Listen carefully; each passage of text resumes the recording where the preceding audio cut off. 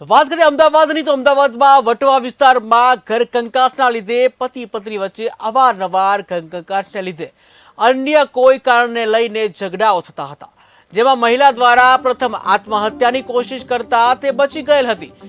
તેના અમુક સમય બાદ મહિલાના પતિએ ફિનાઇલ પીને પોતાનું જીવન ટૂંકાવી લીધું હતું. ત્યારે પતિએ સુસાઇડ નોટ લખી આત્મહત્યા કરી લીધી હતી, જ્યાં સુસાઇડ નોટના આધારે પોલીસે મહિલાની ધરપકડ કરી હતી, જેમાં પોલીસ દ્વારા સુસાઇડ નોટના આધારે પુત્રવધુ તથા પુત્રવધુના પિતા ઉપર આત્મહત્યાની દુષ્પ્રેરણાનો કેસ દાખલ કર્યો છે. ત્યારે વર્તમાન સમયમાં ઘરકંકાસની સમસ્યા વધી રહી છે અને જેના કારણે ઘણા બધા પરિબળો જવાબદાર છે. ત્યારે અમદાવાદમાં મહિલાએ કર્યો હતો આત્મહત્યાનો પ્રયાસ, જ્યાં મહિલાના પતિએ ફિનાઇલ પીને પોતાનું જીવન ટૂંકાવી લીધેલ છે. અવારનવાર આત્મહત્યાના કેસો બનતા હોય છે અને સામે પણ ઘણા આવતા હોય છે.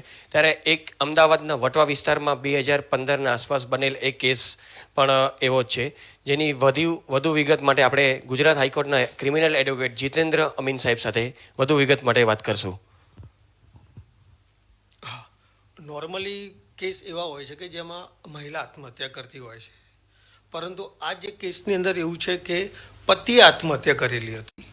જનરલી આ જે કેસ અમારા માટે બહુ જ ડિફિકલ્ટ હતો, કારણ કે આ જે કેસની અંદર બનાવ એવો હતો કે પત્નીએ માનસિક ત્રાસના કારણે આત્મહત્યા કરવાની કોશિશ કરેલી, પરંતુ પત્ની બચી ગયેલી. ત્યારબાદ અઠવાડિયા પછી પતિએ આત્મહત્યા કરેલી, પરંતુ સાસુએ અંગત અદાવત રાખીને અને પુત્રવધુના વિરુદ્ધ અને એના પિતાના વિરુદ્ધ એક ગુનો દાખલ કરેલો, કે જેમાં તદ્દન ખોટી અને બનાવટી આખી ફરિયાદ ઉપજાવી કાઢવામાં આવેલી હતી, કે જે સમગ્ર ટ્રાયલ દરમિયાન અમે ઘણી કોશિશ કરીને અને એ સ્ત્રીને અમે ન્યાય અપાયો છે, જે ખરેખર જે નિર્દોષ હતી.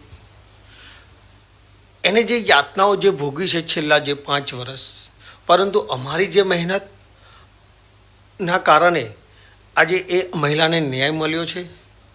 એટલે કે જે સાસુએ જે ખોટી ફરિયાદ કરેલી હતી એ તદ્દન ખોટી જ ફરિયાદ હતી, જે અમે કોર્ટ સમક્ષ અમે સાબિત પણ કરી ચૂક્યા છીએ, કે જેમાં નામદાર સેશન્સ કોર્ટે નિર્દોષ જાહેર કર્યા છે. એટલે કે અમને બહુ ગર્વની વાત છે કે આવી ખોટી ફરિયાદોમાં જ્યારે મહિલાઓ પર આવી ખોટી ફરિયાદ દાખલ કરવામાં આવે છે કે જેનો કોઈ જ આશરો નથી રહેતો, ના કોઈ સપોર્ટ મળે છે, કે આવા સમયની અંદર અમે એને એક ન્યાય અપાયો છે. એટલે અમારા માટે આ બહુ ગર્વની વાત છે. મહિલા દ્વારા આત્મહત્યાનો પ્રયાસ કરવામાં તે બચી ગયેલી હતી, એના પાછળનું કારણ શું જાણવા મળ્યું હતું? હા, એ મહિલાનું આત્મહત્યા કરવાનું રીઝન એ જ હતું કે જે ફેમિલી મેમ્બરોની અંદર પહેલેથી જ ઘર કંકાસ ચાલતા આવતા હતા અને એમના જે હસબન્ડ છે એ આર્થિક સંકળામણથી પીડાતા હતા, કે જેના કારણે વારંવાર ઘર કંકાસને આ બધી તકલીફો હતી, કે જેના કારણે આત્મહત્યા કરવાની કોશિશ પણ કરેલી હતી. સમગ્ર કેસની વાત આપણે એડવોકેટ જીતેન્દ્રભાઈ સાથે જાણી. કેસ ટ્રાયલ ઉપર 5 વર્ષ ચાલી જતા હાલ મહિલાને ન્યાય મળ્યો છે. કેમેરામેન મુકેશ ઠાકુર સાથે Chirag Patadia, KTV Gujarati, Ahmedabad. Recently actually અમારી પાસે એક કેસ આવ્યો હતો, જેની જે આઈપીસીની સેક્શન 306 મુજબ હતો, જેની અંદર એક પુરુષે આત્મહત્યા કરી હતી. એક્ઝેક્ટલી એ કેસ અમારા માટે એ ટાસ્ક બહુ જ ટફ હતો, કારણ કે નોર્મલી કેસોની અંદર મહિલાઓ આત્મહત્યા કરતી હોય છે અને સાસરીઓ પર ફરિયાદ થતી હોય છે.